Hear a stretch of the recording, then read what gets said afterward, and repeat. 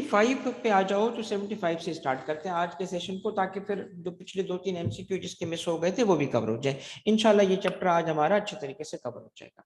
तो भाई let's start. वालेकुम सलाम। जिस बच्चे ने सवाल किया है तो बता दे ताकि मैं स्टार्ट कर दूं, और जिसने सलाम भेजा था वालेकुम सलाम सारे बच्चे। बेटा चलो भाई स्टार्ट करते हैं अब।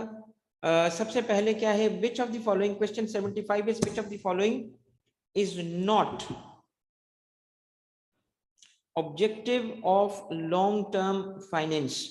long term finance, ठीक है, इसका ऑब्जेक्टिव नहीं है। देखिए क्या, pay salaries, develop new market, invest in R&D research and development operations, purchase new assets. तो long term objectives, long term finance के ऑब्जेक्टिव्स में देखा जाए तो 3 जो आखिर में लिस्टेड हैं वो शामिल हैं। इसका मतलब है कि ये ऑब्जेक्टिव नहीं होता। नॉर्मली सैलरीज पे करने के लिए लॉन्ग टर्म फाइनेंस नहीं लिया जाता, तो this is not an objective. 75 में A is correct. 76, the long term finance done internally that is within the organisation is called, क्या इसको कहते हैं, डेट, इक्विटी या both A and B. Internal हो, लॉन्ग टर्म एक internal हो, external भी होती है बट इंटरनल हो तो उसको क्या कहेंगे? Correct answer is equity. Yes, equity is the correct option, बाकी इसके ऑप्शन ठीक नहीं है। 77, the long term finance done externally that is outside the organisation is known as outside financing. True और फॉल्स? सोचने की बात है। देखो ट्रू और फॉल्स, उमेर, ट्रू और फॉल्स? ट्रू और फॉल्स इसका मतलब आप फिर बुक नहीं पढ़ रहे ना। जिसने ए लिखा है तो वो बुक नहीं पढ़ा, तवज्जो से नहीं पढ़ा। बेटा ये कोई टर्म ही नहीं है यार, आउटसाइड फाइनेंसिंग। भाईजान कोई टर्म तो हो, मतलब मैंने अपनी तरफ से आपको ये बेसिकली, पीछे जाओ, ये है हमने कहा ना, इंटरनल से जब हम करते हैं लॉन्ग टर्म तो इक्विटी कहलाता है, एक्सटर्नल से कहेंगे तो क्या कहलाएगा? डेट कहलाएगा ना। तो आप ट्रैप हो गए ना। तो आउटसाइड फाइनेंसिंग कोई टर्म नहीं है, नहीं, दिस इज फॉल्स। ट्रू क्या है, आउटसाइड फाइनेंसिंग की जगह क्या लिख दो, डेट लिख दो, देन ट्रू हो जाएगा। ठीक है बेटा, ताकि शाबाश बेटा। 78, equity financing come from either from selling new shares or from retaining earnings। ऐसा तो आपको पता होगा ना, दोनों चीजें हैं। Financial managers try to select the mix of long-term debt and equity to balance between, वो क्या करना चाहते हैं, आखिरी जुमले पे तवज्जो करें। Financial managers try to select a mix, इसका long term debt and equity का, डेट एंड इक्विटी का। तो क्या कहेंगे उस केस में, रिस्क एंड रिटर्न्स। वो बैलेंस किस चीज का रखना चाहते हैं, रिस्क एंड रिटर्न्स। अगर आपने इस एरिया को थोड़ा सा तवज्जो से पढ़ा होगा तो बेटा पहुंच जाओगे आप किसका, कॉस्ट एंड रिस्क का। शाबाश बेटा, कुछ पहुंच गए। ये बेटा cost and risk is the correct option. 79, which of the following is true about debt financing। Date financing के लिए इन स्टेटमेंट्स को देखें तो 2 स्टेटमेंट्स आपके सामने। A type of finance where a borrower receive funds either for a specific period of time or possibly in perpetuity, acknowledges an obligation to pay interest on the debt as long as the debt remains outstanding। तो दोनों statement आपको familiar लग रही है क्योंकि दोनों statement सही हैं। Both A and B is the correct option. Debt financing के लिए दोनों स्टेटमेंट्स ठीक है, C is correct. 80, which of the following is the example of debt financing। Debt financing इसमें क्या है, factoring, operating lease, finance lease. Debt financing आपको कहां लग रही है, फाइनेंस लीज में। आज थोड़ी सी इसकी तफसील होगी, ऑपरेटिंग और फाइनेंस लीज का फर्क वगैरह थोड़ा सा और बेहतर हो जाएगा आपका फाइनेंस लीज। ठीक है। Now 81, in case of financing through bonds the borrower can be the government, local body और कॉर्पोरेशन। ट्रू और फॉल्स? बॉन्ड्स की सूरत में बोरोवर कौन होता है, गवर्नमेंट, लोकल बॉडी और कॉर्पोरेशन। कौन होता है, ये हो सकते हैं, होते हैं बोरोवर, ये होते हैं। बॉन्ड्स इशू करने वाला बोरोवर होता है ना, जब बॉन्ड्स इशू करता है तो बोरोवर होता है। तो बॉन्ड कौन इशू कर सकते हैं, ये तीनों इशू कर सकते हैं या सिर्फ गवर्नमेंट इशू कर सकती है, मुझे बताओ। सिर्फ गवर्नमेंट इशू कर सकती है, तीनों इशू कर सकते हैं? बताएं बॉन्ड्स कौन इशू कर सकते हैं? Bonds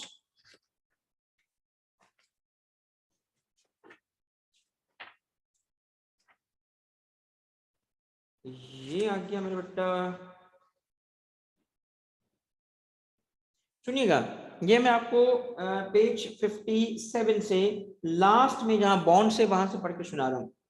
Bonds are long-term debt instruments involving two parties, the borrower, that is issuer, and the lender, that is buyer or investor. अब सुनिएगा, the borrower can be government, local body और corporation, तो तीनों हो सकते हैं। ट्रू, बॉन्ड सिर्फ government नहीं इशू करती, बॉन्ड्स जो है वो लोकल बॉडीज होती हैं और कॉर्पोरेशंस भी कर सकती हैं, ठीक है। ए is correct. 81, 82, the borrowers issuing bonds provide dash payments at periodic intervals and are redeemable at a predetermined date in future। देखें क्या होता है, borrower ने क्या करना होता है, जो bonds issue कर रहा है, कोई फिल इन द ब्लैंक्स करेंगे तो पेमेंट आ जाएगी at a periodic intervals. Interest होगा या जो भी होगा, क्या होगा बताएं, क्या होगा? इंटरेस्ट होगा, फिक्स्ड इंटरेस्ट होगा या वेरिएबल इंटरेस्ट होगा? यस, हम क्या लिखते हैं, नन ऑफ द अबव, तो क्या पे करते हैं, फिक्स्ड इंटरेस्ट होता है। इसका मतलब क्या है, बॉन्ड्स में एक इंपॉर्टेंट फीचर क्या हो गया कि इंटरेस्ट फिक्स हो गया, और पेरियोडिकल इंटरवल होगा, से every year, every quarter, every whatever, जो भी उसका पेरियोडिक हो। और दूसरी चीज क्या है, रिडीमेबल होते हैं at a predetermined date in future. से प्री डिटरमिन्ड का मतलब क्या है, आज हम खड़े हैं तो 3 साल बाद, तो ये डेट हो गई जिसपे हम क्या कर सकते हैं, रिडीम कर सकते हैं। रिडीम का मतलब क्या है कि हम जाएंगे और बॉन्ड देंगे और पैसे लेके आएंगे, तो हमें क्या मिलेगा, वो बॉन्ड की जो वैल्यू होगी उसके पैसे मिल जाएंगे, ठीक है। तो ये दो बातें इसके अंदर मौजूद थी। मैंने एक पे आपको एग्जामिन किया, कौन सी वाली बात पे एग्जामिन किया कि इंटरेस्ट कौन सा होता है, वो फिक्स होता है, ठीक है। 83, the issuer of the bond, the issuer of the bond must pay the buyer a fixed amount of money called interest, right, stated as on a regular schedule। बताएं ये वाला जो एमसीक्यू है, issuer of the bond must pay the buyer a fixed amount of money, उसको क्या कहते हैं? अगर आपने ये भी जुमला देखा हो तो आपको समझ आ जाएगी कि ये कोई मखसूस डेफिनेशन है, ठीक है। ये एक मखसूस डेफिनेशन है, इसी पार्ट के अंदर आप जाएंगे तो आपको ये हिस्सा भी मिल जाएगा। क्यों? क्योंकि इसको कहते हैं, क्या कहते हैं इसको, कूपन रेट कहते हैं। ए, यस, शाबाश बेटा, गुड। जामे शीरी भी है यार, मतलब देखो नाम ऐसा रखा है कि रोजा ही खराब हो जाए। ये जामे शीरी, भाई तुम कौन हो यार, रोजा खराब कर रहे थे वो जामे शीरी। अच्छा भाई, next 84, bonds are normally issued against dash and are dash secured for form of long term finance। एक ऐसा लॉन्ग टर्म फाइनेंस का फॉर्म जिसमें इशूड अगेंस्ट, किसी चीज के अगेंस्ट हो, एंड आर, बताएं क्या होगा, pledge, less, mortgage highly, guarantee less, या कोलेट्रल एंड हाईली। तो bonds are normally issued against collateral and are highly secured form of long term finance, ठीक है, शाबाश बेटा। 84, 85, fixed rate bond pays a regular interest rate और coupon rate, ठीक है। Coupon rate भी याद रखिएगा बेटा, एग्जामिन होगा, मतलब मेरा अंदाजा है, मुझे पता नहीं है, बट एग्जामिन में चांस लग रहा है इसका। Return to investors therefore provide unpredicted form of cash outflow needs for an issuer. अब इसमें क्या है कि कहता है, बेसिकली बॉन्ड के बारे में बता रहे हैं कि चूंकि इसमें हम क्या कर रहे होते हैं, फिक्स्ड रेट होता है, इस वजह से ये एक देयरफॉर, यहां से देखिएगा, therefore provide unpredicted form of a cash outflow needs for the issuer. तो इसमें ऐसी क्या चीज है जिसपे देखना चाहिए, ये जो है ना बेसिकली अनप्रिडिक्टेड नहीं, प्रेडिक्टेड के लिए होता है, ठीक है। Therefore it is a false statement. Predicted form of cash outflow, हमें पता होता है ना, प्रेडिक्ट कर रहे होते हैं कि जी आउटफ्लो इस तरीके से प्रेडिक्ट होगा, उसकी बेसिस पे होगा, ठीक है। But 85 is false. 86, which of the following is the advantage of bonds? Easy है ये तो बहुत, ठीक है। एडवांटेज जिसने पढ़े होंगे उसको पता होगा। Bonds are considered less risky comparing to equity mode of financing due to specific maturity of the bonds, ठीक है। ये स्टेटमेंट फेमिलियर है आपको। Provide a medium and long term source of financing avoiding short term financing risk, ठीक है। उसके बाद है cheaper form of financing compare to bank debts for higher credit rating issuers, ठीक है। Convertible bonds can be converted to equity shares after a specified period, making them more appealable to investors. अगर ये statements आप देखें तो क्या आपको bonds की एडवांटेजेस रिवाइज हो गई? क्योंकि ये सारी बॉन्ड्स की एडवांटेजेस हैं, ठीक है। तो all of the above is correct option. इस एमसीक्यू का मेरा मकसद बेसिकली आपको रिवाइज करवानी थी, और जब भी आप बाद में इस एमसीक्यू को देख रहे होंगे तो बेटा आप चीजें रिवाइज भी कर रहे होंगे। 86 के बाद आता है 87, विच of the following is disadvantage of bonds? Which of the following is disadvantage? And कौन सा disadvantage? Bonds may have inflationary risk if the coupon rate does not keep up with the rate of inflation, ठीक है। इस वजह से B is the correct option। 88, most bonds are universally rated by dash by providing an independent source of analysis। rated, most bonds are universally rated by dash, तो कौन होता है इसकी रेटिंग, कौन करता है बताएं जरा, कौन करता है? 88 पे आ जाओ बेटा, 88 पे आ जाए। बैंक्स करती हैं, क्रेडिट रेटिंग एजेंसी या फाइनेंशियल इंस्टीट्यूशंस? जैसे बॉन्ड्स की रेटिंग होती है ना, कौन रेटिंग करता है इनकी बताओ? तो प्लीज नोट कर लो, ये भी इंपॉर्टेंट कॉन्सेप्ट है, क्रेडिट रेटिंग एजेंसीज होती है, ठीक है। क्रेडिट रेटिंग एजेंसीज इसकी रेटिंग कर रही होती है, ठीक है, बॉन्ड्स की। 89, ABC company buys the assets for X, the important word is for, from नहीं, for XYZ company and rent the asset, ये मैंने थोड़ा सा लिखा है मगर बाल जाने दिया है। Rent the asset to the company for an agreed period. The actions, this action represents the term, ये जो, चलो इसको बाद में ठीक करूंगा। ये एक्शन जो है, दिस एक्शन, चलो आपने ऑप्शन ही नहीं दिखाना चाह रहा था, बट बहरहाल दिस एक्शन रिप्रेजेंट्स, ये जो दिस एक्शन है, this action represents the term. और आपको क्योंकि बुक के अंदर लिखा हुआ है इस वजह से ये मुझे भी लिखना पड़ा, बट बेसिकली जो ये डिस्क्रिप्शन है, इस डिस्क्रिप्शन के अंदर ये कंप्लीट डिस्क्रिप्शन नहीं है, मगर बहरहाल ये फाइनेंस लीज की डिस्क्रिप्शन गिवन है। अब थोड़ी सी मैं आपको यहाँ पे गाइडेंस प्रोवाइड करूंगा। कल भी मैंने बात की थी इस पे, यानी लास्ट क्लास में, कि लीज एक किस्म की फाइनेंस का तरीकेकार है, ठीक है। मगर लीज की दो टाइप्स होती हैं। पहली टाइप कहलाती है फाइनेंस लीज, दूसरी कहलाती है ऑपरेटिंग लीज।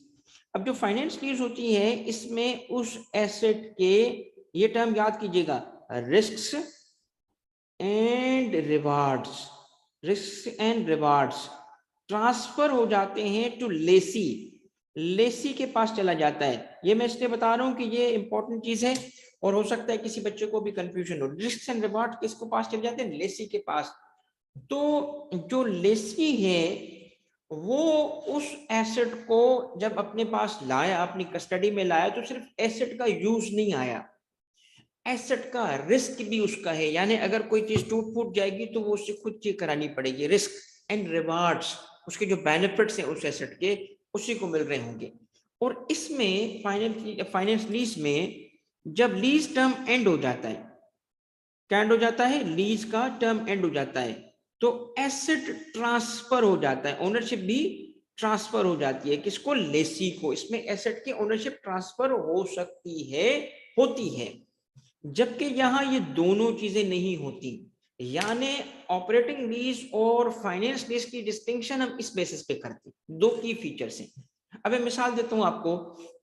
हमारी कंपनी में हमने किसी लीजिंग कंपनी से एक जनरेटर लीज करवाया और हमने इनको कहा जी ये देखो जनरेटर आपका है, हमारा नहीं है, हमें ओनरशिप भी नहीं चाहिए, आप हमें दो काम करके दोगे, एक तो जनरेटर दोगे और दूसरा उसमें इस्तेमाल होने वाला डीजल भी तुम दोगे, हमसे लमसम में बात कर लो, और अगर कोई गड़बड़ होती है तो भाई आपने आके ठीक करवाना है, उसका पुर्जा खराब होता है वो भी आप ठीक करवाओगे, खुदा न खास्ता कोई डैमेज हो जाता है, कोई नुकसान हो जाता है वो भी आपका है, और मगर हमें सर्विस चाहिए 2 साल के लिए, 2 साल के बाद आपका, आप अपना एसेट ले जाओ।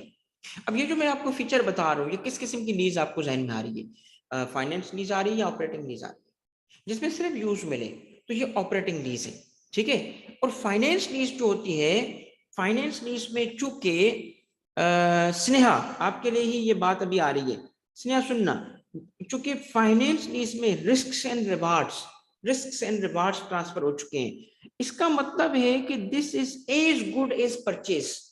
जब एसेट की रिस्क एंड रिवार्ड भी मेरा, जब उस एसेट को लीज टर्म एंड हो जाए, तो एंड होने के बाद उसकी ओनरशिप भी मेरी, तो इसीलिए अकाउंटिंग ट्रीटमेंट में जो फाइनेंस लीज है वो लेसी की बैलेंस शीट में अपीयर करवाई जाती है। किसकी? लेसी की।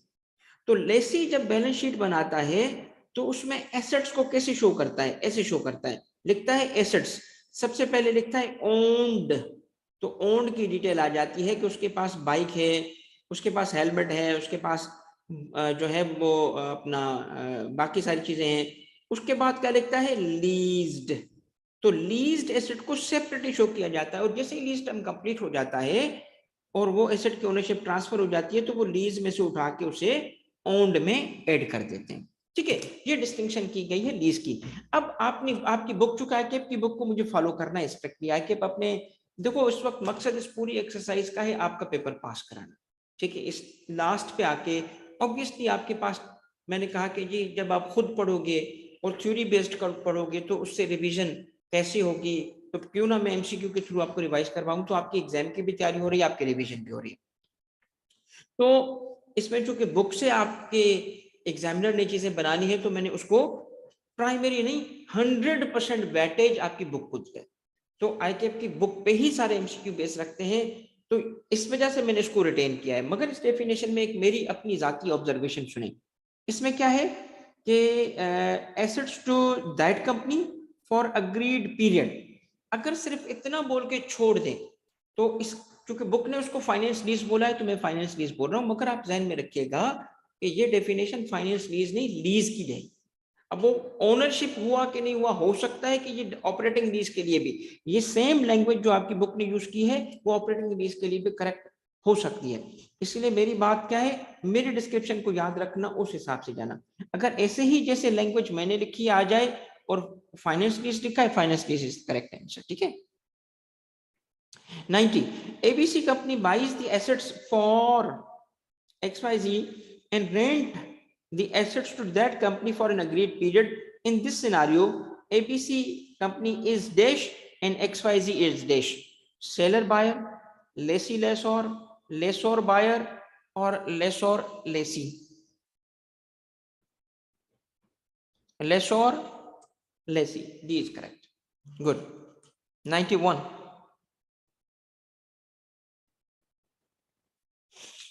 Dash is the type of lease wherein the lessor transfers all the आ गया risks and rewards यानी control associated with the asset to the lessee before the lease agreement expires. तो correct क्या है? अभी अभी मैंने आपको इसकी एक्सप्लेनेशन दी थी, फाइनेंस लीज में ये होता है, ठीक है बेटा। 92, in dash ownership could be transferred at the expiry of lease agreement with mutually agreed terms. हाँ भाई बोलो, हाँ बोलो, जिसको रोजा लग रहा है वो ना बोले, वो सो जाए, जिसको नहीं लग रहा है वो बोले। भाई ये भी फाइनेंस लीज का ही फीचर है, ठीक है। 93, इन finance lease the lessee can use the asset without investing company funds in the asset, ठीक है। फंड्स को हम यूज कर रहे हैं, एक एक एसेट है से मेरा बेटा ये है 100 रुपए का, हमें 100 रुपए होंगे, फंड्स लगाएंगे तो 100 रुपए हमारे पास हो जाएंगे, मगर मैंने 100 रुपए नहीं दिए, सिर्फ 10 रुपए दिए, फिर भी वो एसेट मुझे यूज करने के लिए मिल रहा है, तो ये बात कैसे है, क्योंकि मैंने लीज किया हुआ है, ठीक है। तो एक डिसीजन करना होता है ना मैनेजमेंट को, वेदर टू बाय और लीज, ये डिसीजन बड़ा इंपॉर्टेंट होता है। तो कैश फ्लो आपका कितना है उसको आगे रखते हुए ये फैसला किया जाता है। तो in finance lease lessee can use the asset without investing company funds in the asset. समझ आई, एसेट परचेस नहीं किया फिर भी उसका यूज मिल रहा है। The cost is spread over monthly installments rather than a large upfront investment। भाई 100 रुपए अपफ्रंट दे दिए, एसेट मिला, कहते नहीं 100 रुपए तो नहीं, 110 रुपए over a period of time spread हो जाए, ठीक है, ऐसा होता है। This statement represents the advantage of, ये किसके एडवांटेज की बात हो रही है, लीज में ये होता है ना। तो इसमें क्या एडवांटेज मिलता है, अगर ऐसा होने से क्या एडवांटेज है, देखिए कॉस्ट की एडवांटेज मिलती है, नहीं जी फिक्स कॉस्ट तो रही नहीं, 100 रुपए का एसेट 110 रुपए का हो गया। फ्लेक्सिबिलिटी, सोचो एक्विजिशन ऑन इंस्टॉलमेंट, ये कोई एडवांटेज है। ये बेसिकली किस चीज की बात हो रही है, मैंने क्लू दे दिया था, शाबाश बेटा, मैंने क्लू दे दिया आपको बेटा। ये है लिक्विडिटी, लिक्विडिटी कैश, कैश हमारे पास 100 का अपफ्रंट नहीं आउटफ्लो हुआ, 10 रुपए का हुआ, तो 90 रुपए की जो लिक्विडिटी है वो मैं कहीं और यूज कर सकता हूँ, ठीक है बेटा। किसी बच्चे ने पूछा था सर लीज का बता दे, बेटा तुम्हारा आप बताइएगा, मैंने अगर वो चूंकि सवालात और जवाबात आपके आ रहे होते हैं ना, तो मैंने सही समझा है, किसी बच्चे को लीज की कॉन्सेप्ट में इशू है, वो सिर्फ कंफर्म कर ले कि कोई ऐसा बच्चा है जिसको चाहिए था कि मैं, हाँ बेटा सही है बेटा, मैं आपको बताता हूँ, मैं बताता हूँ। 93 में, पहले 93 को किसी ने कहा रिपीट करें सर, ये वाला एमसीक्यू देखिए मैं बताता हूँ बेटा, ये वाला एमसीक्यू पहले समझाता हूँ फिर उसको लीज की बात बताता हूँ, ठीक है। थोड़ा सा चूंकि टाइम कम है तो मुझे उस हिसाब से जाना पड़ेगा। और अच्छा मुझे एक बात बताइएगा, जो आप बच्चे इस वक्त आप लाइव बैठे हो, ठीक है, देखिए आपकी जो फाइनेंस लीज का पता बेटा, बिल्कुल ठीक है, मैंने अभी जैसे चूंकि ना देखिए मैं सिर्फ अगर एमसीक्यू, क्योंकि मैंने जब आपकी पहली क्लास ली तो मुझे लगा कि बच्चों को ना, मुझे फील हुआ कि ये बच्चों को जिस लेवल पे तैयारी करनी चाहिए शायद उतनी नहीं है, तो फिर मैंने अपना मेथड क्या रखा, आपको पढ़ाता भी गया साथ साथ, इसलिए थोड़ा सा टाइम लगेगा। तो अगर हम ये जैसे मैं, मेरा इरादा यही है कि जल्द से जल्द एंड करूं, तो आपका अगर आप जो 19th पे अगर है, तो मैं अगर लेट सपोज कितनी क्लासेस लूं, आप क्या चाहते हो, ताकि आपके हिसाब से मैं जाऊं, जो लाइव बच्चा बैठा है सिर्फ मैं उस हिसाब से जाऊंगा ना बेटा, क्योंकि मुझे थोड़ा सा आपका रोज ज्यादा टाइम भी नहीं ले सकता, आपको और सब्जेक्ट भी पढ़ने होंगे, सिर्फ मैं एक सब्जेक्ट तो नहीं होगा ना बेटा। तो मुझे थोड़ा सा आप अंदाजा दे दीजिएगा वॉइस नोट के थ्रू या मैसेजेस के थ्रू, जो इवन मेरी इस रिकॉर्डिंग को सुनेगा बाद में, तो आप बेटा मुझे ना अपना एक अंदाजा दे दो, ताकि मैं आपके लिए आपके हिसाब से डिजाइन करूं, क्योंकि मेन पर्पज बेटा आपका बेनिफिट है, ठीक है। At the end of the day आपको बेनिफिट होगा तो मेरा फिर जो है वो मकसद पूरा होगा। तो आप लोग ना मुझे मैसेज करके, मेरा नंबर हर ग्रुप में मौजूद है, तो आप जरा मुझे दे दो, फीडबैक दे दो, ताकि मैं अकॉर्डिंगली इस सेशन को डिजाइन करूं, और डेट भी बताओ कि उस डेट तक मैं इसको कंप्लीट करूं। चलें, इसमें बेसिकली लिक्विडिटी का क्या मतलब होता है, अवेलेबिलिटी ऑफ कैश, कैश कितना अवेलेबल है उसकी बात हो रही है। तो अगर हमने एक एसेट लेना था, और एसेट जिसने सवाल पूछा है,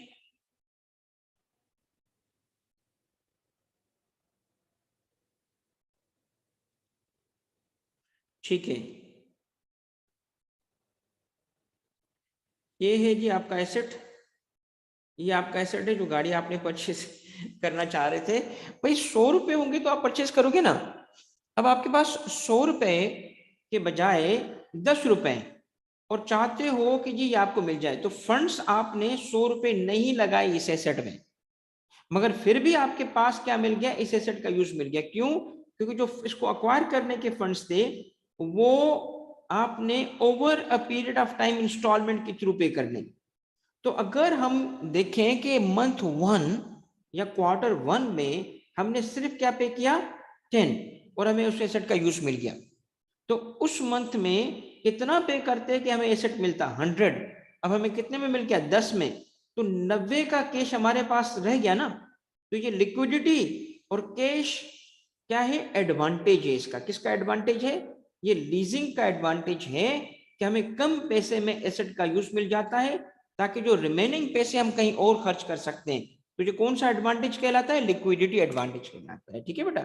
94, which of the following is the advantage of finance lease? जिस बच्चे को लीज का कॉन्सेप्ट का इशू था बेटा, आप मुझे मैसेज कर देना, क्योंकि मैं भी थोड़ा सा टाइम की लिमिटेशन में हूं। तो मैं आज मेरी इसके पूरी बात टेक्स्ट की क्लास है, ठीक है, केफ 2 टेक्स्ट की क्लास है। मैं बेटा उससे जैसे ही निकलूंगा ना, मैं आपको वॉइस नोट के थ्रू समझा दूंगा, और वो वॉइस नोट अगर आपको समझ आ गया तो सबके लिए शेयर भी कर दूंगा। ठीक है बेटा। Next 94, which of the following is the advantage of finance lease? कौन सा एडवांटेज है? Lease rentals are deductible from equity, rental cost is fixed over a specified period even if interest rate arises, customized repayment structures are available tailored to match a company's cash flow patterns। ठीक है, तो अगर गौर से देखें तो 1 and 3 यानी option C is correct. क्यों भाई 1 and 3? क्योंकि 1 इज नॉट करेक्ट। 1 में मैंने देखो क्या छुपाया है, डिडक्टेबल। इक्विटी से थोड़ी डिडक्टेबल होता है, टैक्स डिडक्टेबल होता है, टैक्स से डिडक्ट होता है। रेंटल्स किस क्या लिखा है? टैक्स डिडक्टेबल होते हैं। यानी जब हम इनकम टैक्स की कैलकुलेशन करते हैं तो इनकम में से एज एक्सपेंस वो लेस हो जाता है, फिर हम जो इनकम बचती है उस पर टैक्स देते हैं, इसके बाद जो इनकम रह गई उस पर टैक्स देते हैं। तो जो रेंटल्स होते हैं वो टैक्स डिडक्टेबल होंगे। ठीक है बेटा। उमेर बताइएगा बेटा मुझे मैसेज करके, जैसे आप चाहते हो, जब आप चाहते हो। बस थोड़ा आज का दिन दे दो उमेर इस पे, ठीक है, मैं इंशाल्लाह करवाऊंगा, जरूर इस पे मैं कर रहा हूँ कुछ।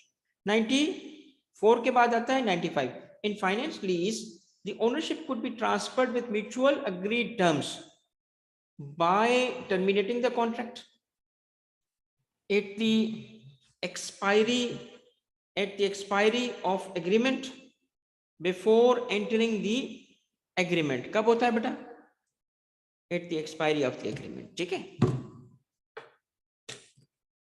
Eight the expiry of the agreement. ठीक हो गया।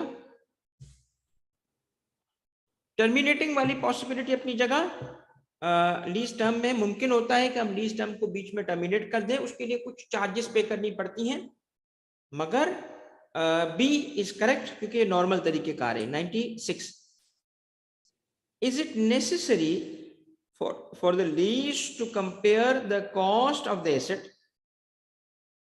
ये किसकी बात हो रही है? लेसी की। To compare the cost of the asset with the cost of owning the same to enter the lease agreement. Yes it is, yes it is। 97, the lessor may repossess the asset in the case of non-payment although there is customized structure of payment against the asset। Customise का मतलब ये है कि देखिए जी, मैं payment करूंगा 3 years में 3 into 12, ठीक है जी, 3 into 12 जी, मैं पेमेंट करूंगा 5 year में 5 into 12, और इस तरह करके जी पहले मैं पेमेंट करूंगा ज्यादा से फर्स्ट मंथ में या फर्स्ट ईयर में, ईयर 1 उसमें मैं पे करूंगा से 20,000 पर मंथ, ईयर 2 उसमें मैं पे करूंगा से 30,000 पर मंथ, या ईयर 1 में मैं पे करूंगा 8,000, ईयर 2 में मैं पे करूंगा से 20,000। क्यों? ये कैश फ्लो के हिसाब से स्ट्रक्चर किया जा सकता है। इसका मतलब है कि डिफॉल्ट नहीं होना चाहिए, नहीं होना चाहिए। क्यों? क्योंकि उसके हिसाब से इस जुमले का although there is customise structure of payment against the asset, वो कस्टमाइज होता है, उसके हिसाब से कस्टमाइज कर दिया जाता है कस्टमर के हिसाब से। तो होना ही नहीं चाहिए, कहते हैं नहीं। फिर भी क्या हो सकता है? नॉन पेमेंट हो सकती है, डिफॉल्ट हो सकती है। तो क्या उसमें वो रिपोजेस कर सकता है? क्या वो रिपोजेस कर सकता है? यस कर सकता है। वो एसेट जो होगा वो लेसोर रिपोजेस कर सकता है। True. Which of the following is correct to represent the importance of credit worthiness in case of getting finance through bonds?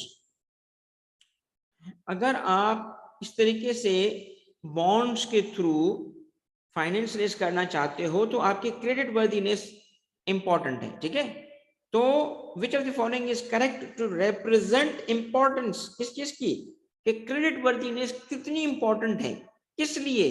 जो बॉन्ड्स इशू करना चाहती है, जो कॉर्पोरेशंस बॉन्ड इशू करना चाहती है, उनके लिए क्रेडिट वर्दीनेस, जिसकी आपको पता है कि रेटिंग भी होती है। तो इसका correct answer is A, because when considering the chances of default risk, the bondholder must assess the financial viability of the issuer. Bond holder क्या करेगा, देखिएगा ना कि क्रेडिट वर्दीनेस क्या है, कि पैसे मुझे मिलेंगे कि नहीं मिलेंगे। एक ऐसी कॉरपोरेशन हो, से एक कॉरपोरेशन है जिस कॉरपोरेशन ने एक बॉन्ड इशू किया, और बॉन्ड जो परचेज करने वाला है, बॉन्ड होल्डर है, अगर उससे इस कॉरपोरेशन की क्रेडिट वर्दीनेस पे शक है, क्रेडिट वर्दीनेस का मतलब है कि क्या ये पेबैक कर सकेंगे, ऑनर कर सकेंगे, तो क्या होगा, वो बॉन्ड थोड़ी परचेज करेंगे।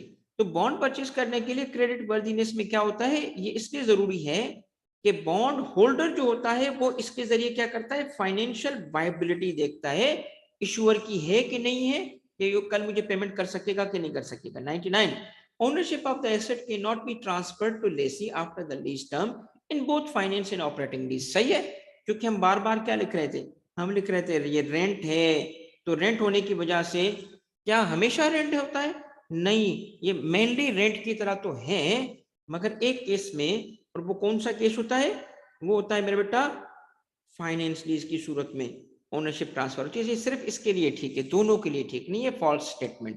100, which of the statement based differentiate finance lease from operating lease.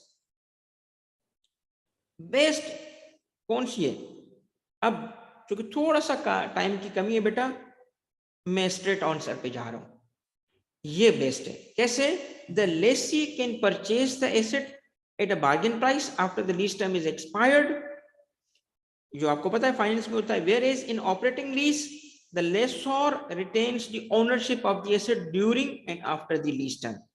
तो पहली स्टेटमेंट क्या है, ये इससे पहले किसके लिए है, फाइनेंस लीज के लिए, इसके बाद क्या है, ऑपरेटिंग लीज के लिए। ये बेस्ट वे है इसको ऑपरेटिंग लीज और फाइनेंस लीज को डिफरेंशिएट करने के लिए, ठीक है। 101,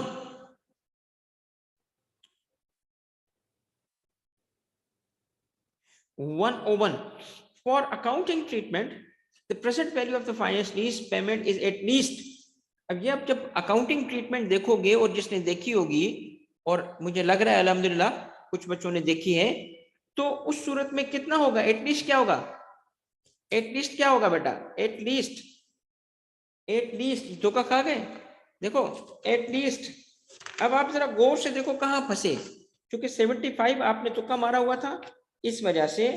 आ जाओ बेटा बुक पे, इसके सेकंड पैरा पे ये बात देखिए, फर्स्ट में जो शुरू करता है ना 75 कुछ और कीजिए बेटा, 75 कुछ और है, 90 इज करेक्ट,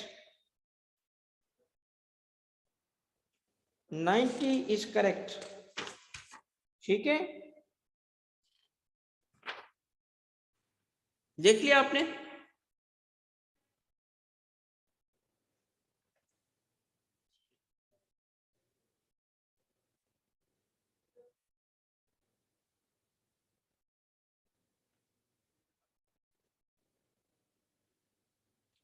बेटा ये पेज नंबर है 59, और difference between finance and operating lease की जो सेकंड नंबर हेडिंग है, इसमें आ जाए। इसमें बुलेट नंबर 3 के अंदर जो छोटा बुलेट है, छोटा बुलेट 2, वो नंबरिंग तो नहीं है, इसमें लिखा है present value of finance lease payment is at least 90% of the assets value, ठीक है। The finance lease term is at least 75% of estimated, तो वो 75 कुछ और था बेटा, दोनों में फर्क करो, ठीक हो गया। तो 90 इज करेक्ट, 90 इज करेक्ट, ठीक है बेटा, नोट कर लिया आपने। 102, which of the following is not the advantage of long term debt financing? Again, none of the above, ठीक है। it can help in the growth and expansion of business although it takes more time to realize। तो इस sense में long term financing जो debt financing है, none of the above। long term debt financing limits companies exposure to interest rate risk, ठीक है। as long term debt financing minimizes the refinancing risk that comes with shorter term debt maturities due to its debt interest rate, thus decreases a company's interest rate and balance sheet risk। देखिए इसमें क्या है, इसमें क्या है, short term और long term का comparison है। फिक्स्ड रेट और फिक्स्ड दोनों में बेसिकली फिक्स्ड, क्योंकि इसका इंटरेस्ट रेट फिक्स होता है, इस वजह से B is the correct answer.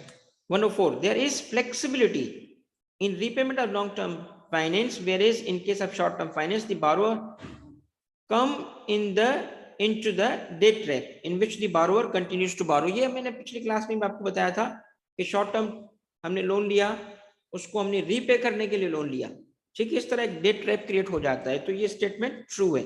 105, which of the following is the disadvantage of long term finances? Which of them is the disadvantage?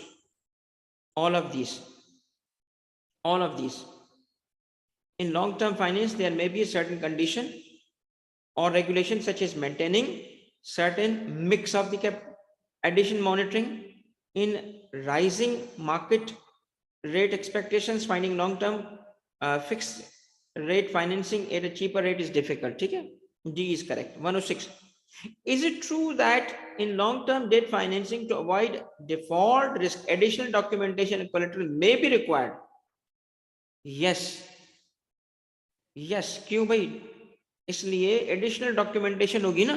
मैं मिसाल देता हूं आपको, भाई एक बंदे ने सपोज करें कहा कि जी मुझे लॉन्ग टर्म फाइनेंसिंग चाहिए, कितनी चाहिए जी, 100 मिलियन चाहिए। अच्छा जी 100 मिलियन चाहिए, तो आपके पास कोई कोलेट्रल है? हाँ जी मेरे पास ना 5 प्लॉट्स हैं, फला फला जगह पे बड़े वैल्यूएबल प्लॉट्स हैं, वहां तो कहते हैं अच्छा जी वो प्लॉट्स हैं, तो आप एक काम करो उनके पेपर दिखाओ, एडिशनल डॉक्यूमेंटेशन, पेपर दिखाओ आपके हैं भी कि नहीं है, ठीक है, ओनरशिप चेक करना चाहते हैं, तो इस किस्म की एडिशनल डॉक्यूमेंटेशन और कोलेट्रल में भी रिक्वायर्ड। ये कोलेट्रल क्या है, 5, ठीक है। और दूसरी चीज क्या है, एक चीज ये कि सपोज कर लें, मैं मिसाल देता हूं आपको, आपको पिछली क्लास से याद होगा कि लॉन्ग टर्म में अगर हमने से लोन लिया है बेटा से 5 मिलियन का, तो क्या पॉसिबल है कि interest rate over a period of time बढ़ के सिर्फ इंटरेस्ट रेट क्या हो जाए, 6 हो जाए? तो आपने कहा था यस हो सकता है। तो हम जब कोलेट्रल की बात करेंगे तो एडिशनल कोलेट्रल क्या हो सकता है जी, 5 मिलियन का लोन चाहिए ना, तो आपको कम से कम 7 या 8 मिलियन का कोलेट्रल रखवाना पड़ेगा हमारे पास। इस तरीके से ये बात जो थी इस स्लाइड के अंदर थी कि क्या एडिशनल डॉक्यूमेंटेशन एंड कोलेट्रल की रिक्वायरमेंट आ सकती है, यस आ सकती है डिफॉल्ट की वजह से। 107, long term finance time, long term finance time Spain is from, अब ये भी आपकी बुक में मौजूद है, लॉन्ग टर्म का जो स्पेन नॉर्मली क्या होता है, अब आपको पिछली क्लास से याद होगा कि वो मोर देन 1 ईयर तो होता है, मगर आमतौर पे 1 to, तो ए और बी तो गलत है, तो क्या होगा 1 to, यस करेक्ट बेटा, 1 to 30, 1 to 30, ठीक है। 108, which of the following statement is correct for short term financing? अब इसमें देखिए कौन सा है इसमें से correct, which of the following statement is correct? This is correct। क्या interest rates are unstable? which of the following is correct for short term, ठीक है, शॉर्ट टर्म तो अनस्टेबल होता है, yes, and are vulnerable to inflationary forces, yes, hence short term loans are not very flexible, B is correct। 109, which of the following is the selection criteria for long term debt financing? Selection criteria क्या होगा?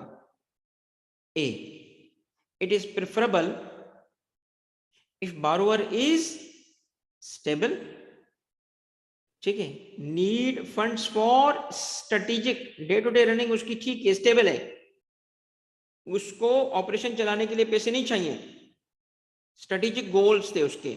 Strategic goals क्या थे, मेरे पास इस वक्त 2 factories हैं जो अल्हम्दुलिल्लाह प्रॉफिट में हैं, मगर मैं एक और फैक्ट्री लगाना चाहता हूं, ये एक और फैक्ट्री लगानी है, ये है हमारा स्ट्रेटेजिक गोल, राइट, एक स्ट्रेटजी है, तो इसके लिए फाइनेंसिंग तो लॉन्ग टर्म फाइनेंसिंग का जो क्राइटेरिया होगा, जो फाइनेंसर देखेगा, जो बैंक देखेगा, वो यही देखेगा कि क्या स्टेबल है और क्यों उसको लोन चाहिए। उससे लोन चाहिए किस मकसद के लिए, स्ट्रेटेजिक गोल्स को।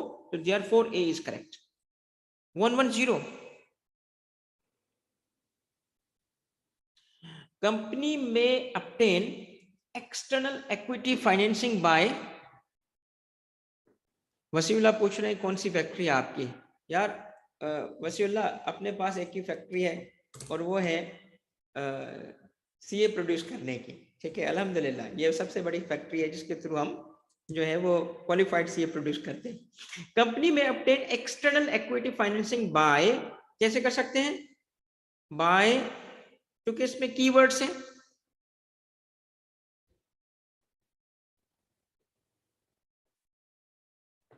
जामी श्री, यार जामी श्री थे कि तो वो कितने इतना टाइट पढ़ाया आपने यार। जामी श्री वो तो सही बात है यार, मगर तुम्हारे नाम से हमारी गड़बड़ हो रही है। ठीक है, इशूइंग न्यू ओनरशिप शेयर्स, क्योंकि इक्विटी की बात है ना बेटा, इक्विटी के हिसाब से मतलब शेयर्स। ठीक है, 111, ठीक है, 111,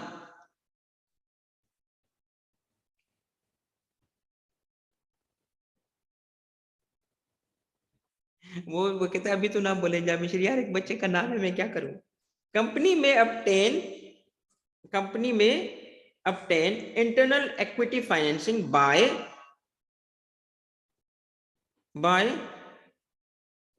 yes रिटेनिंग अर्निंग्स। ठीक है, अर्निंग्स को रिटेन कर लेंगे तो क्या होगा, वो भी तो फाइनेंसिंग हो जाएगी। 112, retained earnings is the portion which is left after deduction of tax and dividends. That portion is reinvested in, आमतौर पे कोर बिजनेस ऑपरेशंस, आमतौर पे। वैसे वैसे ये नहीं बोल रहा कि सिर्फ यही है, मैं इसमें अगर पिक वन करूं तो बी। ठीक है, मगर कंपनी की मर्जी है, रिटेन अर्निंग्स कहीं और पे भी खर्च कर सकते हैं। तो बेटर ऑप्शन क्या है, कोर बिजनेस ऑपरेशंस जो होते हैं उसके लिए रखा जाता है। ठीक है, this is a better option. 113, which of the following statement is true for as to how a company can obtain equity financing by retaining earnings? क्या क्या करे, if the company does not distribute the earning to its, if the company does not save for general reserve, if the company does not save for the contingencies, 9, सीधी सी बात है, this is correct. क्या, अगर वो कैसे करेंगे, अगर वो कहते हैं कि डिस्ट्रीब्यूट भी करेंगे हम प्रॉफिट को, यानी डिविडेंड भी देंगे, तो फाइनेंस रेज नहीं होगा ना, वो तो जो अर्न किया चला जाएगा। इसीलिए क्या है, does not distribute the earning, तो ये फाइनेंसिंग रेज हो जाती है इसके थ्रू। ठीक है, 114, the company obtains retained earning equity financing for reinvesting if for further business growth and capital projects. Thus, the profit earned by the company does not aid to equity reserve. Does not equity, does not तो नहीं होगा ना। ठीक है ना, इस वजह से false। 115, good. Increasing long-term capital by retaining profits has several major benefits for companies. Which one of the following is the benefit? Increasing equity through retained earnings does not incur any cost because no new shares, हाँ तो dividend नहीं देना पड़ेगा। तो the finance is readily available without having to present the case bank। ठीक है, क्या है,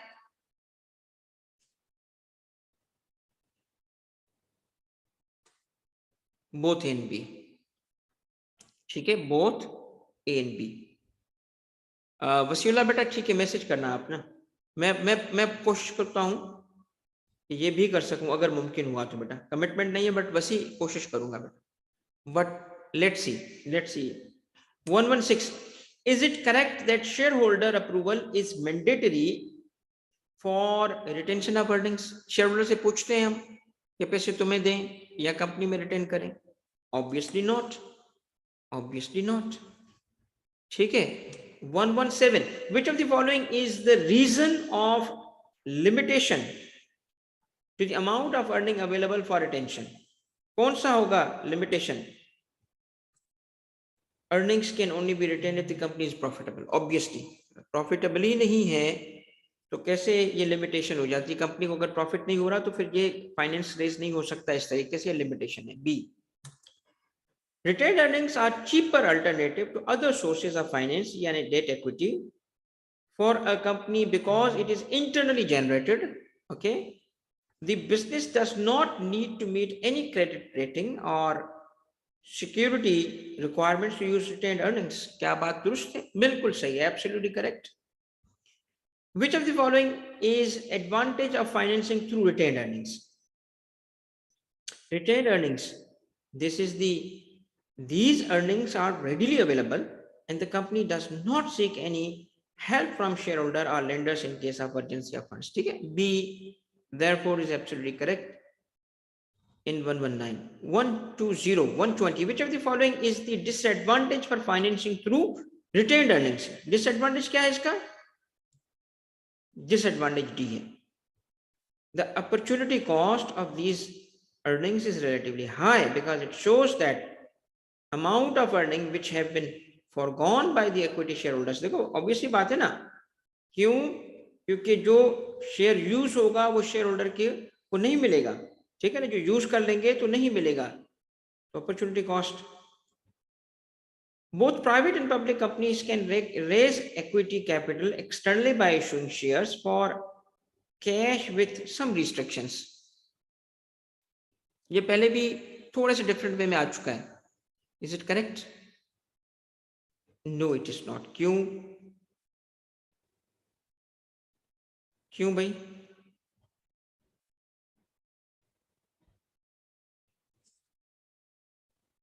ये the worth of ownership is measured by dash in the case of a public company and dash in the case of a private company. कैसे worth पता चलती है बेटा?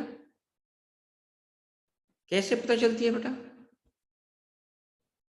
जब हमें ये हो, शेयर्स की प्राइस होती है और बाकी वैल्यू करना पड़ता है, स्टॉक की वैल्यू, ठीक है।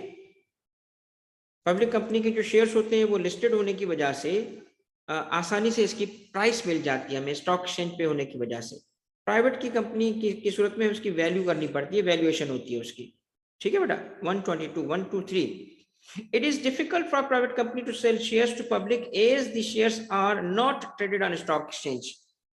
This statement is true. किसको बेचोगे? लोग ढूंढने पड़ेंगे आपको। स्टॉक मार्केट में तो जाओ, हजारों वहां पे लोग होंगे, बायर्स होंगे, पोटेंशियल बायर वहां ज्यादा होंगे, आम कंपनी के लिए तो नहीं होंगे ना।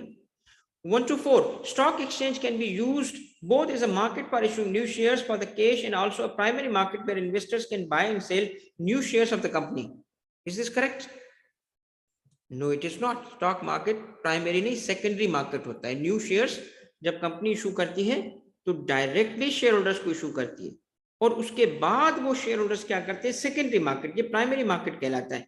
फिर सेकेंडरी मार्केट होता है और वो होता है पाकिस्तान स्टॉक एक्सचेंज का, यहां से फिर वो ट्रेडिंग कर रहे होते हैं जो शेयर्स ऑलरेडी इशू हो चुके हैं। B 125. There are 3 main methods of issuing new shares, IPO के थ्रू, इनिशियल पब्लिक ऑफरिंग के थ्रू, प्लेसमेंट और प्लेसिंग और प्राइवेट प्लेसमेंट के थ्रू, और तीसरा तरीकेकार क्या है जिसमें शेयर्स इशू किए जाते हैं और वो कहलाता है राइट इशू। राइट इशू बेटा ये तरीकेकार नहीं है, ये बेटा टाइप ऑफ शेयर्स हैं, ये टाइप ऑफ शेयर्स हैं, यहाँ मेथड की बात हो रही है, ये मेथड है राइट इशू। राइट इशू किसको कहते हैं? राइट इशू प्राइवेट कंपनीज में आता है, इसका फर्स्ट राइट टू परचेज कहते हैं। सपोज करो बेटा एक प्राइवेट कंपनी थी और उस प्राइवेट कंपनी के 5 शेयर होल्डर्स थे, जिसमें से फिफ्थ जो ए बी सी डी और ई है, ई के पास 20% शेयर्स थे। अब ये ई शेयर को सेल करना चाहता है और ये किसी ई जो है ना ये डी को शेयर सेल करना चाहता है, नहीं कर सकता, नहीं कर सकता। क्यों नहीं कर सकता? ये मैं आपको कॉन्सेप्ट समझा रहा हूं पहले, फिर मैं आऊंगा राइट शेयर किसको कहते हैं, क्यों कहते हैं। इसलिए नहीं कर सकता क्योंकि पहले इसे ऑफर करनी पड़ेगी एग्जिस्टिंग शेयर होल्डर्स को, क्योंकि शेयर होल्डिंग चेंज हो जाएगी, इसका 20% चले गए किसी और के पास तो इनको नुकसान हो सकता है, इसीलिए पहले इनको ऑफर करेगा, ये ना ले तो फिर डी को ये शेयर सेल कर सकता है। अब सुनिएगा दूसरा कॉन्सेप्ट, इसी पैराए में कॉन्सेप्ट ये है कि अगर कंपनी है और वो क्यों, क्योंकि इसका मतलब क्या है, ये जो मैंने अभी आपको कॉन्सेप्ट डिस्कस किया, इसका मतलब ये है कि जो एग्जिस्टिंग शेयर होल्डर्स होते हैं उनके राइट्स होते हैं, क्योंकि वो बिजनेस डेवलप कर चुके होते हैं, उनके बिजनेस को प्रोटेक्ट, उनके राइट्स को प्रोटेक्ट किया जा रहा है।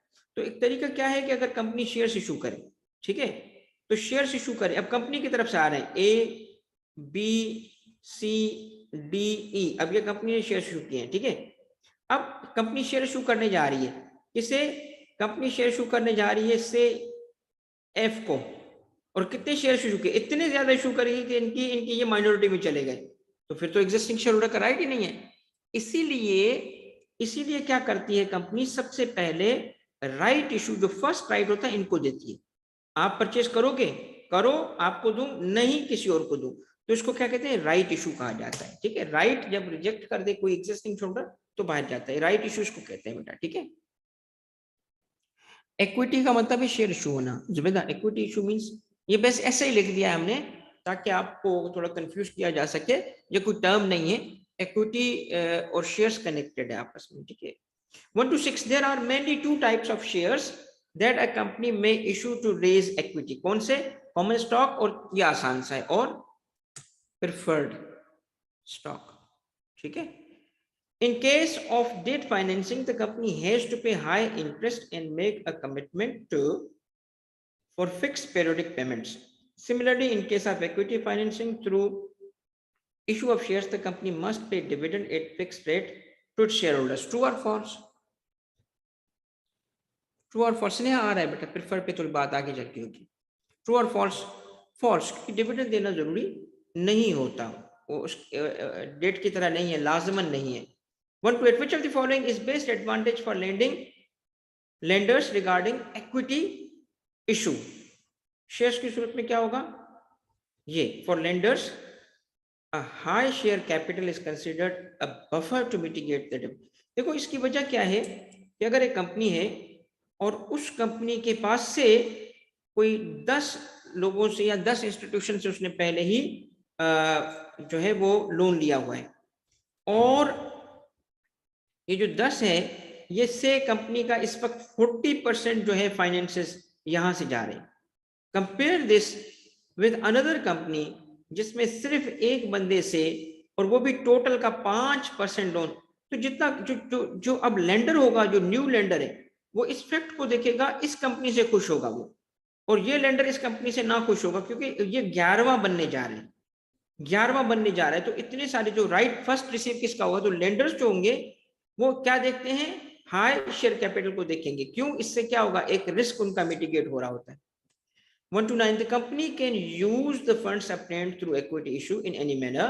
However, for debts, there are many conditions imposed by debts to use it for. the company ने क्या किया, स्टॉक इशू किया, अब कंपनी के अपने पैसे जहां चाहे खर्च करे, मगर अगर किसी से आपने फाइनेंशियल इंस्टीट्यूशन से फंड परचेज किया, फंड लिया है ताकि आप किसी मखसूस जगह पे खर्च, तो फाइनेंशियल इंस्टीट्यूशन क्या कर सकता है, वो क्रेडिटर आप पे कंडीशन लगा सकता है, ठीक है। तो ये बात दुरुस्त है, creditor is the correct C.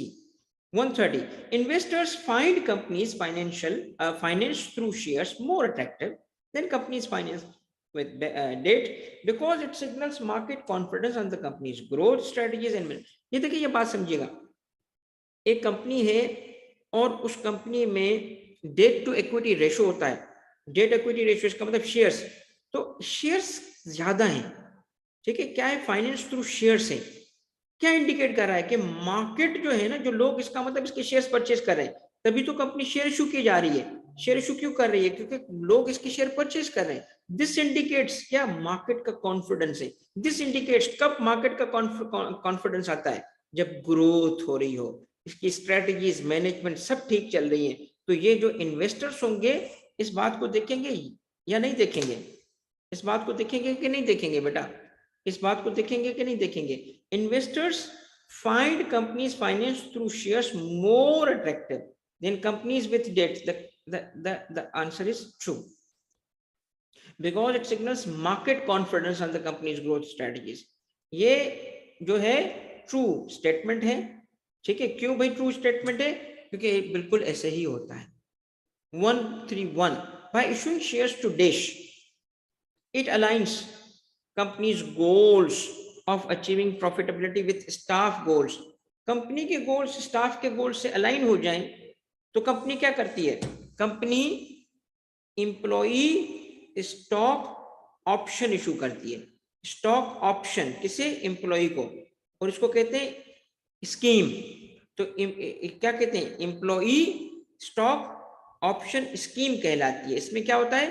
Company अपने ही एम्प्लॉईज को, किसे? एम्प्लॉईज को शेयर्स इशू कर देती है ताकि ये अपने लिए मेहनत करें। कैसे? कंपनी की प्रॉफिटेबिलिटी अब इनके हाथ में है, ये मेहनत करेंगे, प्रॉफिटेबिलिटी होगी और कंपनी के शेयर्स की वैल्यू बढ़ेगी। तो इन अदर वर्ड्स उनके अपने शेयर्स की वैल्यू बढ़ेगी। तो अलाइन क्या हो गया? दोनों के प्रॉफिटेबिलिटी अलाइन हो गई, ठीक है। तो correct answer is B. 132, which of the following is the disadvantage of issuing shares for cash?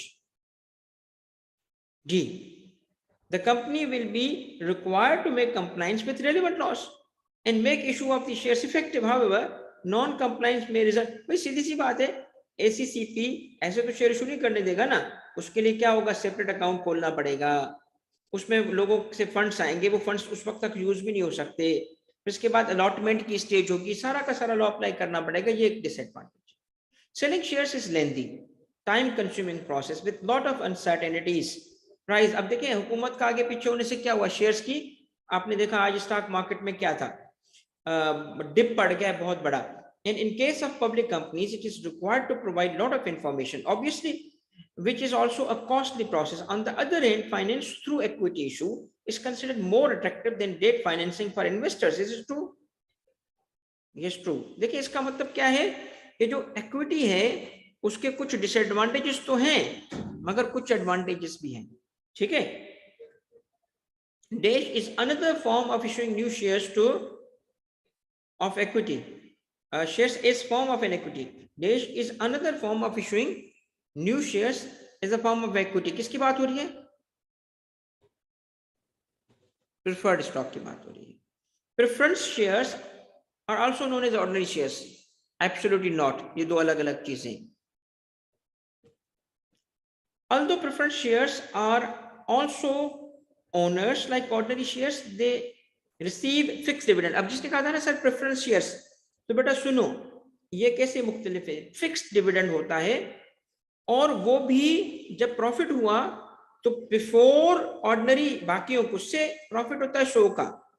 अब फिक्स डिविडेंड क्यों? प्रेफरेंस शेयर्स इशू थे वो 20 तक का हमें देना ही देना था, वो फिक्स था 20, वो हमने 20 निकाल दिया, कितना रह गया? 80। अब क्या होगा? 80 को बाकियों में डिस्ट्रीब्यूट करेंगे। अच्छा व्हाट इफ के हमें प्रॉफिट हुआ था 30 का, तो 20 का तो इनको देना ही पड़ेगा और बाकियों को कितना मिलेगा? 10 में से। इस तरह क्या है, ये डिविडेंड फिक्स होता है और इसकी प्रेफरेंस होती है, तभी इसको प्रेफर्ड कहा जाता है। इन case of insolvency they have the right and priority over the ordinary. दूसरा क्या है कि अगर कंपनी की वाइंडिंग अप हो जाए तो कंपनी के जो एसेट्स को लिक्विडेट किया जाएगा उसमें बाकियों को बाद में कोई अमाउंट मिलेगा, इनको पहले मिलेगा। But after the debt financing provider to receive the payment out of the proceeds from the, so this is a true statement. Yes, it's a true statement. 130, preference shares do not have voting rights. Ordinarily, normally do not have voting rights, hence cannot be converted into common stock. True? False. भाई इसमें voting right की अलग बात है, conversion अलग बात है। 138, which of the following is the feature of preference shares? Preference dividends are paid out of after tax profit. Most preference shares are issued with fixed rate of annual dividend. Preference shares are fairly uncommon. Yes, all of them is correct. For the issuance of shares, preferred stock is more expensive than debt because its dividends are क्या है? Are not tax deductible. क्यों भाई? देखिए अगर हम debt financing पे जा रहे हैं तो वहां पे इंटरेस्ट पे कर रहे होते हैं, जो टैक्स में एज एक्सपेंस लेस हो जाता है, हमारा टैक्स कम हो जाता है। मगर यहाँ अगर हम देखें है तो इक्विटी फाइनेंसिंग, मगर डेट की तरह हमें फिक्स यहाँ पे एक डिविडेंड देना पड़ रहा है, और वजह की बात क्या कि वो टैक्स में डिडक्ट भी नहीं हो रहा, इस सेंस में ये एक्सपेंसिव है, not tax deductible. 140. The claims of preference shareholders are secondary to those of ordinary shareholders and less expensive than common stock. False statement. क्यों? इसका other way round है. As the annual dividend is fixed dividend, it needs to be paid similar to the interest on date, regardless of the volumes of the profit, regardless of the volumes of, that the company has generated in the given year. So it increases the financial risk. क्या ये बात दुरुस्त है? भाई profit हो या profit का volume क्या हो, प्रॉफिट होना चाहिए, बट प्रॉफिट का वॉल्यूम क्या होना चाहिए, इररिलेवेंट। जैसे मैंने पिछली एग्जांपल बनाई थी, 20 है तो 30 में से 20 ही जाएंगे, 90 है तभी 20 ही जाएंगे, ठीक है। Issuing preference shares is easy in the case where the company has undergone an IPO and has, क्या ऑब्वियस सी बात है, क्या ऑथराइज्ड शेयर कैपिटल तो हो, ठीक है। 143, the amount raised by selling preference shares may be used for ordinarily, ठीक है, long term growth strategy. Preference shares often do not have voting rights, but due to priority basis the company needs their participation on some critical matters and provide rare control over the company में जब voting right नहीं है तो उस सूरत पे क्यों company जो होगी वो पार्टिसिपेशन करने देगी किसमें, क्रिटिकल मैटर्स में। तो this is a false statement. Voting right नहीं है तो आपका कोई कंट्रोल नहीं होगा। Preference shares provide flexibility of financing for long-term and short-term purpose. However, the redemption are callable. Call karna, redeem karna feature can be used for short-term financing. True.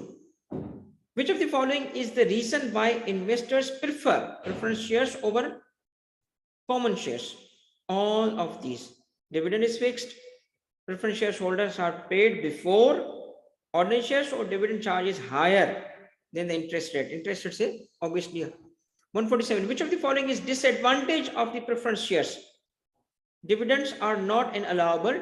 वही tax के लिए purpose के लिए वो deductible नहीं है. In case of preference shares, if the company is unable to pay dividend for one particular year, the dividend accumulates and is carried forward to the next year. क्या सारे cases में ऐसा होता है? नहीं होता। क्यों नहीं होता? इसलिए नहीं होता कि और आमतौर पे जो प्रेफरेंस शेयर्स होते हैं उसमें प्रॉफिट का होना जरूरी है, प्रॉफिट हो तो उसको डिस्ट्रीब्यूट करें ना।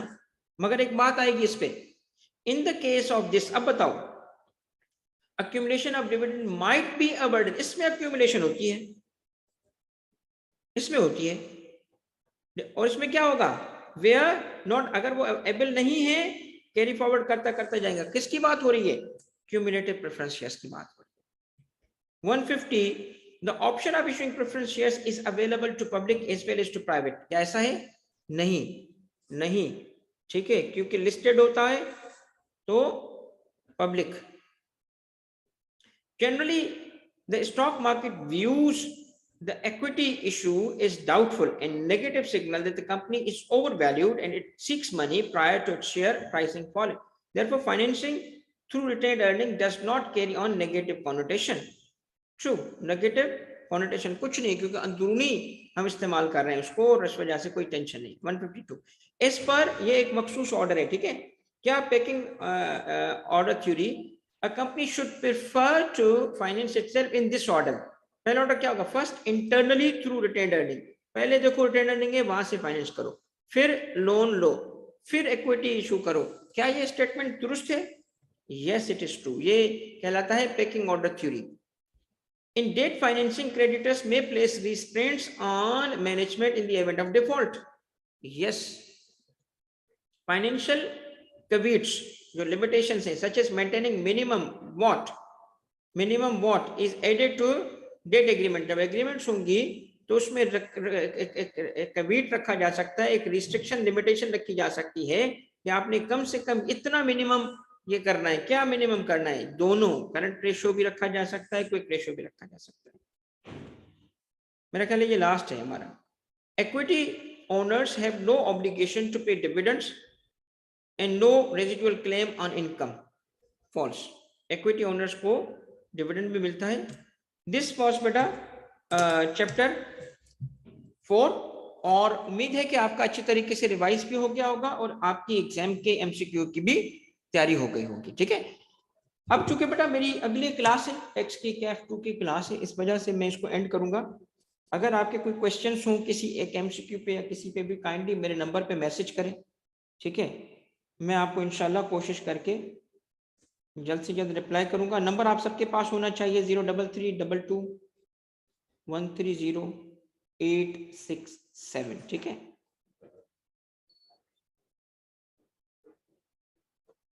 ये है बेटा नंबर। आपको जिसका भी कोई क्वेश्चन हो, जो भी बेटा फर्दर गाइडेंस चाहिए, आप इसको मुझे कल बेटा मुझे मैसेज करो। जिसको भी कोई टर्म नहीं समझ आता, ये नहीं सोचना कि कितना बेसिक क्वेश्चन है। उसमें बेसिकली सवाल करते वक्त बेटा अपना नाम, अपनी सिटी, और अगर बताना चाहो तो अपना RIT जहां से पढ़ती हो, ताकि मैं गाइड करने में जरा मुझे आसानी होगी। तो मैं आपको ये सारी तफसील जो होगी, जो जिस बच्चे को जरूरत होगी बेटा गाइड कर दूंगा। ठीक है, थैंक यू वेरी मच। इंशाल्लाह कल मुलाकात होगी चैप्टर नंबर 5 के साथ, और इंशाल्लाह उम्मीद है कि आपकी तैयारी अच्छी होगी। Thank you very much. Allah Hafiz.